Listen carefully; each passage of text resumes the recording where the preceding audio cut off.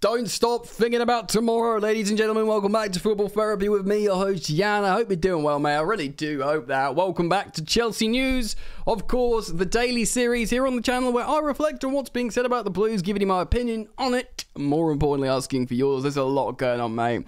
A lot going on. Exits, potential exits being blocked, defenders being highlighted, Frenkie De Jong apparently much wanting, preferring to join Chelsea over Man United. Shock horror, ladies and gentlemen. Could he be a player we want to buy? We'll reflect on that. Thank you for joining me. Settle in, get comfortable. Please do drop a like. It takes 1 second. Click. It takes less than a second. A millisecond. Thank you for that. You're welcome to subscribe. Should you choose to subscribe, hit that sweet, sweet bell, baby. Alright, mate. We are going to talk about De Jong, citing an article from Football 365. Just quickly, though, off the bat, apparently Ross Barkley has unarchived all his previous Instagram posts regarding Everton. There was a lot. I assumed he just deleted them when he joined Chelsea. I know he got all his Everton tattoos removed, which is kind of weird because he's an Evertonian scouser. I thought, like, you know, yeah, respect your past and just, you know, shoot big at Chelsea. His career kind of went Danny Drinkwater vibes. Of course, Drinkwater won the league and was kind of a good player and then went to Chelsea to elevate, didn't work. Whereas Ross Barkley was more of this sort of wonder kid that was just sort of fizzling in obscurity.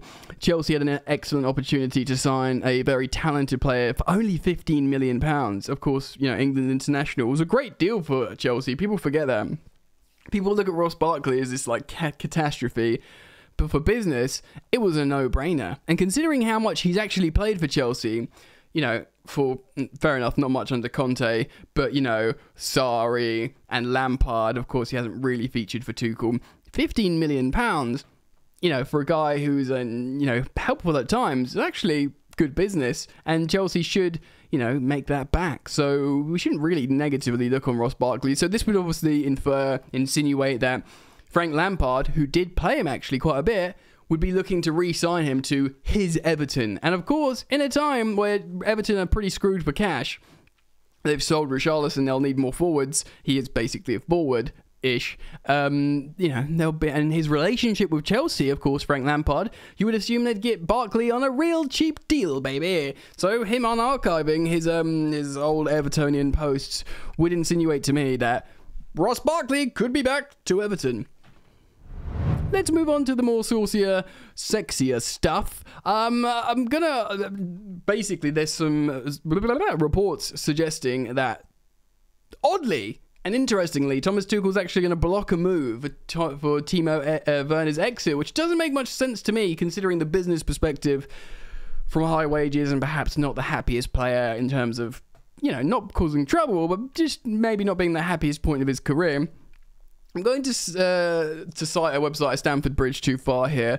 Thomas Tuchel blocks move for one-to-way Chelsea forward Timo Werner. Tuchel doesn't want to lose Timo Werner this summer and has blocked any move the forward seeks from Chelsea. The gaffer still has the 26-year-old in his plans and has put a stop to the German's desire to leave the Blues. According to Kicker, and that's via the Metro as well, Werner is seemingly unhappy with the game time he's provided at Chelsea. However, with the Qatar World Cup round the corner, the German is looking to be in contention for Hansi Flick's side. You think he would be, generally, if he gets some minutes at Chelsea. Tuchel has sparsely used Werner throughout his reign at Stamford Bridge, and the 26-year-old is keen on moving away. I don't know about that. I think he's been used quite a lot, considering the amount of talented forwards that Chelsea have, that, by the way, all in their own minds would be like, I deserve to play. Hudson-Odoi, Ziyech, Pulisic, Werner, you know, and Havertz, Mount, Lukaku, obviously all played a lot themselves. These players will all be thinking, I deserve to play. Out of all of them, Timo Werner's probably dominated that left-hand side. He's played certainly quite a lot, considering his perhaps missed chances and considering the, again, talent, inverted commas, they are talented players he's coming up against, all in different styles. He should probably be quite happy he's been selected so much. Still, he won't kick up a fuss. He's not a bad guy, Timo Werner. He's a good guy. it's just whether, you know, I think a lot of us would understand him being sold would be massive wages off the book, would probably bring a decent transfer fee, and would probably result in a more appropriate player playing in his place. That's a hat trick of positivity, regardless of, you know, him having been good at times, him having been useful at times, and him not being a bad guy. It's all important to note. We'll see what happens. There's obviously, I do believe this is the case. Of course, Thomas Tuchel, he blocked a move for Callum Hudson-Odoi to go to Dortmund on loan. Hudson-Odoi had agreed terms with Dortmund for a loan, and many of us, I certainly did, and many of you guys as well, thought Hudson-Odoi to Dortmund, because that was obviously the year they just sold Sancho. He'd played to the Sancho. Haaland was still there. He'd be feeding him assists. It seemed like a really good developmental opportunity time for him just to go and get a year's loan. Tuchel openly expressed how he blocked that. He told the media, like, yeah, I just said no. So, you know, it's my selfish perspective. I'm the manager. I want to use him, even if, like, you know, he have what he deems a better experience out there. He has to be selfish as the manager. So I can believe that story. Let's move on. Apparently, JuveFC.com, which I imagine is a Juve website. Well, it is a Juve website. They're citing Tutto Juve. Apparently, Georginio has been offered to Juventus. Juventus have been offered a chance to sign Georginio in the transfer window. The Azzurri star has been a long-term target of the Bianconeri, and now they need to sign a new midfielder after Paul Pogba's injury. Oh, yeah, really frustrating for Paul Pogba. Kind of sad, really. I don't have a horse in that race, so I'm not a Man United fan, not a Juve fan. He's a great player. It would be nice to see him play well again, Paul Pogba, I think, you know, why not? Let him have a go and have a great career and do well elsewhere again. Shame for him to get injured. Not like-for-like replacements, but maybe Georginio and Pogba would be playing in the same position. Of course, Pogba represents a lot more of an offensive option, even if they occupy the same part of the pitch, whereas Georginio would offer a lot more sort of control in that position. Again, I'd be very surprised to see him let go. This will move us on to De Jong in just a moment, of course. If we sell one of, it was always you sell one of Georginio and Kante, you'll bring in another senior midfielder. It always seemed like that was going to be the case. I think Georginio would be sad to go because there's social media, Instagram videos of him and Kalidou Koulibaly. They're really close friends. He's really happy he's there at Chelsea. He's looking forward to playing with him. I would be surprised now they're together and now this is happening. I'm only going to stay at Chelsea and block all my career moves because my friend's here now. No, I understand that it's silly, but I don't know. It's just another contributing factor for me personally that I'd be surprised if Georginio does go to Juve. But then again, if we get a good offer, if they'd like him, what's a good offer for a 31-year-old Georginio with 12 months left on his deal? What is a good offer? 25 for 30 million pounds? I mean, is that? I just genuinely don't know. Goals cost more money, don't they? I don't know if his profile at his age. I mean, I don't think his age really affects the way he plays. To be honest, it's not like he had any pace to lose. So I think he's probably worth 30 million pounds. Let me know down in the comments how much you think Georginio is worth if he was sold with just 1 year left on his deal, especially considering the current landscape of Chelsea under the new ownership, probably open to taking more L's, whereas, the Roman era of Marina Granovskaya, maximum, revenue or nothing, whereas, the Lukaku situation represents or demonstrates how much this new ownership are willing to take early L's just to get the ball rolling and start, a rebuild. So that's Georginio. Will he go? Will he stay? Will he go? Who knows? All right, well, yeah, obviously we got the here we go for Jules Koundé to Barcelona. We kind of knew it was coming. The reports are suggesting that he's upset by Chelsea. The Athletic were reporting that he did want to come to Chelsea. He had agreed terms last year, of course, and indeed thought it was going to happen this season. But when Chelsea then deranked him in terms of prioritising other defenders above him, like Matthijs de Ligt, who of course went to Bayern Munich, preference Bayern Munich, and of course Nathan Ake as well, a player that Chelsea already had that wanted to get back. That would have been fine. We've spoken about it on the channel before. Like, it's not a sexy signing, it's not exciting, but there's probably sensible elements to it. And if the gaffer wants him, then he does deserve this chance to build. We've spoken about it. We were okay with it. We weren't excited and stimulated by it, but we were like, fine. But Koundé as a player, he was like, well, you've just put, I've gone from first to third. The manager's, not that excited about me. I'm going to go to Barcelona, who are really do want me, and I've always remained their number one defensive target. I mean, they signed Christensen as a sort of convenience. He is a sort of long-term target as well, but in terms of a player they want right now that's played well in La Liga, excuse me, it's Jules Koundé.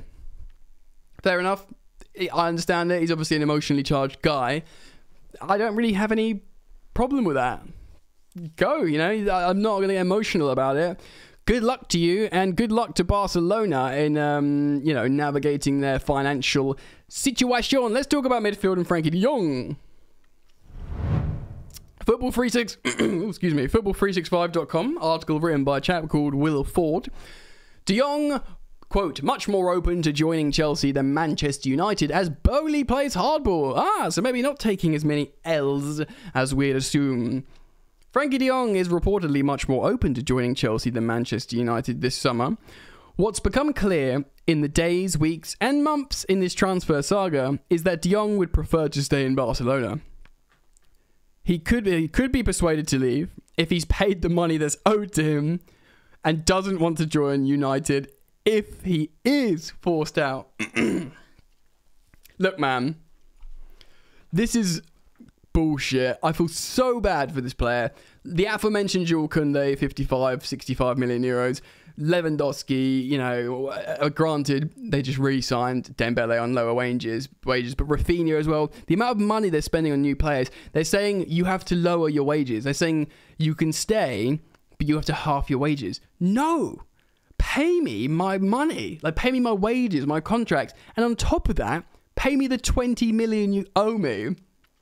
And don't put the pressure on me. It's saying literally, like, if you want to play for this dream club that you love, Barcelona, let us pay you nothing. Don't worry about all these hundreds of millions we're spending on these guys. Yeah, I know we could pay your money that we owe you in the contract. That was a previous agreement to these guys.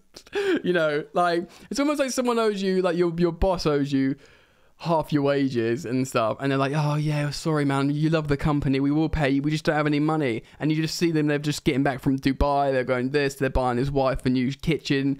You're like, mate, what are you doing, bruv? So disrespectful.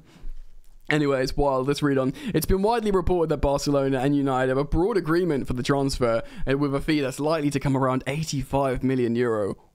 As a lot.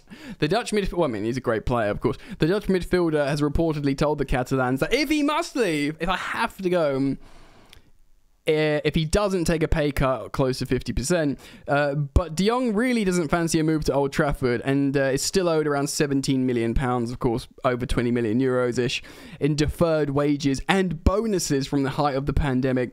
If he were to leave the new camp, via Sport Winners, are reporting that De Jong is much more open to moving to Chelsea than Manchester United.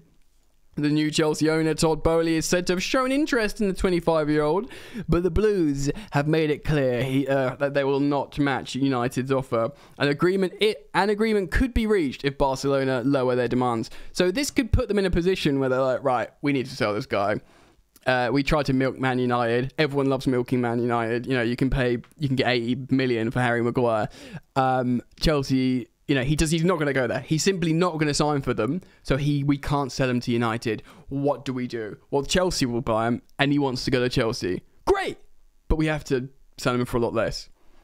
Georginio to Juve, Frenkie De Jong to Chelsea. Could it happen? The La Liga side would obviously prefer United's offer, more money, but anything less than that, De Jong's desire to play Champions League football may force their hand. Chelsea are in the Champions League.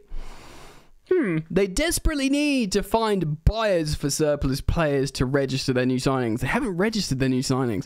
This puts Chelsea in a strong position, as, unlike United, they do not desperately need a new central midfielder this summer. but would take De Jong's quality for a cut down price. Ooh, me like it. Maybe we start, you know, shafting Barcelona for once this transfer window. Ooh, that sounds nice. Sounds weird as well. The Blues can bide their time and wait for Barcelona to reach panic stations, which they would presumably enjoy greatly, having seen both Rafinha and Jules Koundé opt for the Spanish side over them. Speaking on Monday, former United defender Gary Neville urged De Jong to consider legal action over what he sees as bullying from Barcelona. To be honest, I kind of agree. It's like what I just said a couple of minutes ago. It's wild. He said this: De Jong should consider legal action against Barcelona, and all the players should be behind him, Neville wrote. A club spending fortunes on new players whilst not paying the ones they already have under contract their full money is immoral and a breach. FIFA Pro should be all over bullying like this and stop. That sounds like emotional sensationalism, but it's not. Gary Neville is right. Barcelona are a joke ting. What a once great club running around playing some really peculiar games. Of course, the Barcelona fans will be very happy and excited with this. They get loads of shiny new toys. They're pulling economic levers, and they're probably banking on basically still playing in the Super League. 25% of the TV rights for La Liga, they're probably thinking for the next 25 years, yeah, but we'll be in a Super League in 5 years. And not only will 25% of that not mean anything to us, the league's value will go down a lot as well. Possibly. It's all very cynical from me, but that's just the way football is these days. The La Liga clubs want the Premier League money. They will want a Super League. They will want to ruin football. Anyway, what do you think, boys and girls, ladies and gentlemen? De Jong, do you fancy it? Cut price? Revenge on Barca? Ooh, I don't know. Let me know what you think. Excuse me, down in the comment section below. Please do drop a like. Comment down below. Yes, I'm losing my mind. Please do consider subscribing. Should you choose to malfunction, should you choose to do so, hit that sweet, sweet bell. I'm out, mate. Peace.